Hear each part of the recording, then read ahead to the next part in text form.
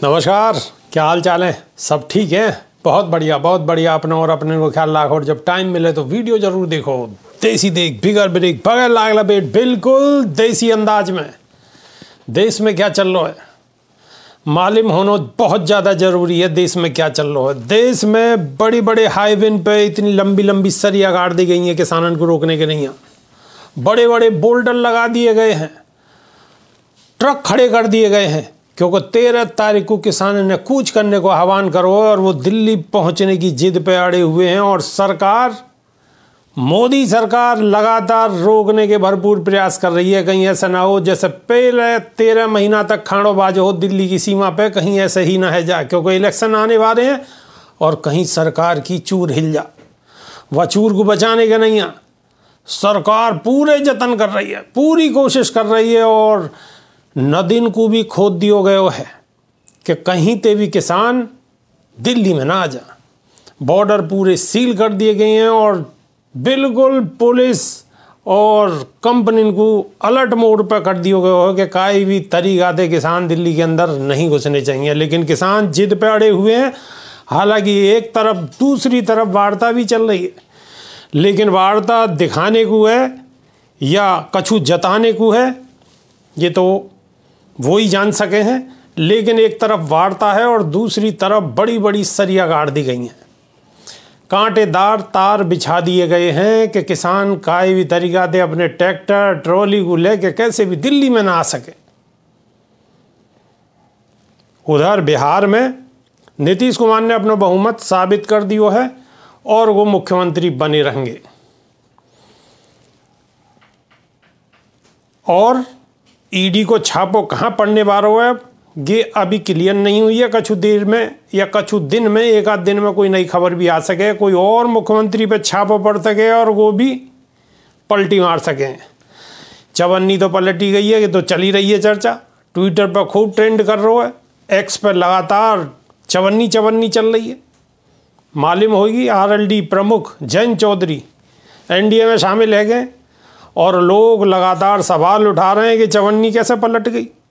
हाथरस कांड में जिन पर खूब लट्ठन पिलाई हुई वो भी पलट गए।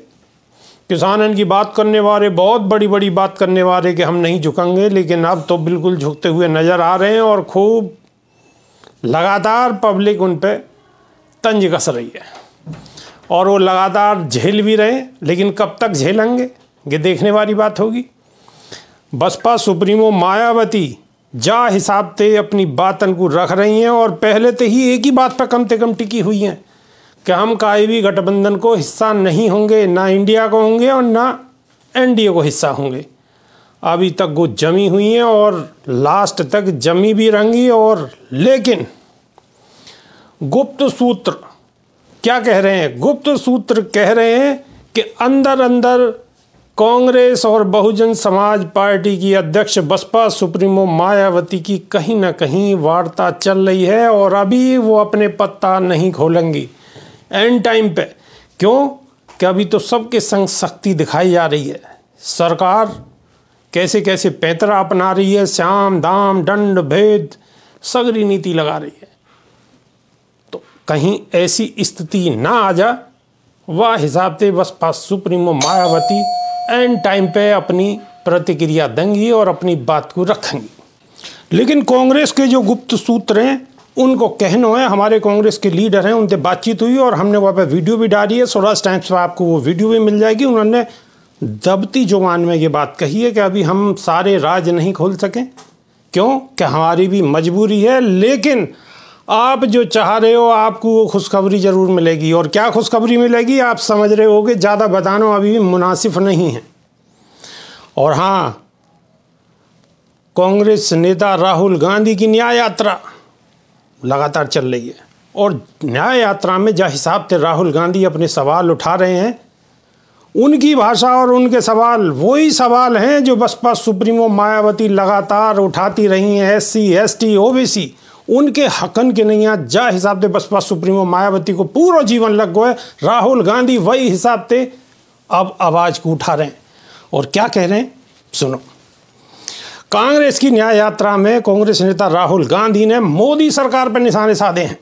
राहुल गांधी ने कही है कि किसानन को ठगो जा रहा है, जाके कारण किसान अपनी फसलन को सही दाम नहीं ले पा रहे हैं और उन्हें सही दाम नहीं मिल पा रहा है। यही कारण किसानन पे कर्ज 60% तक और बढ़ गया है। देश में 30 किसान हर दिन आत्महत्या करने पर मजबूर हैं। एमएसपी न्यूनतम समर्थन मूल्य उनको नहीं मिल पा रहा है, जबकि मोदी सरकार ने उनसे आय दुगनी करने को वादा करो हो। मोदी सरकार किसानों के साथ अन्याय कर रही है, न्याय नहीं कर रही है, सिर्फ राजनीति कर रही है और किसानों के साथ अब बस बहुत है चुको। अब बर्दाश्त नहीं करो जाएगा और किसानों को न्याय और मुनाफा अब कांग्रेस सरकार देगी। राहुल गांधी ने जनता के सामने खुलासा करो है कि नरेंद्र मोदी पिछड़ी जाति में पैदा नहीं हुए। गुजरात सरकार ने उनकी जाति को ओबीसी में बदल दी। राहुल गांधी ने कही कि एससी ओबीसी वर्ग के लोगों के खिलाफ बढ़ते अन्याय को देख के अच्छो नहीं लगे। एससी एसटी ओबीसी के भाई कितनी भी मेहनत कर लें, वो सेना या कोल इंडिया में बड़े पदन पर नहीं जा सकें। कोल इंडिया पब्लिक सेक्टर यूनिट है, लेकिन कोल इंडिया को धीरे धीरे ख़त्म करो जा रहा है, वाको घलो को उठो जा रहा है।